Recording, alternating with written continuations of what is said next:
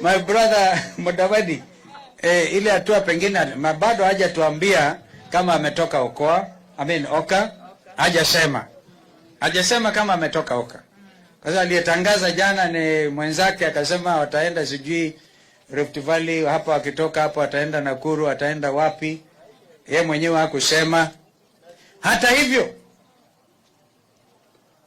tukio la jana limeweka njia sawa. Yani bebe na menaini. I think my other friends were causing traffic jam.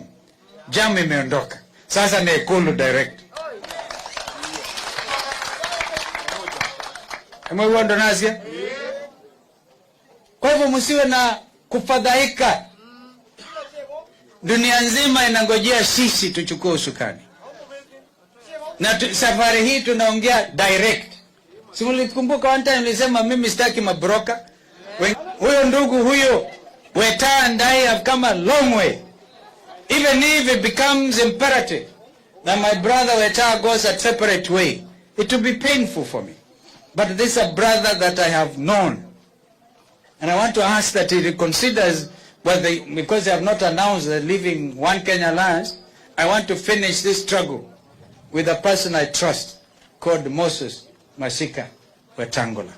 Natangaza akuta mtu atakufa maji tena Enziu. Yes. Na hii nimewaambia contractor, hii daraja itakuwa tofauti na zile zingine umejenga.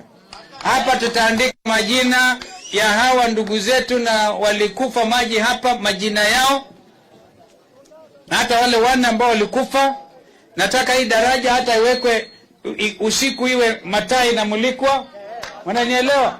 It will be a memorial, Enziu Memorial Bridge, ambayo itakuwa ni kama kukumbuka machampion wetu ambao wamelala.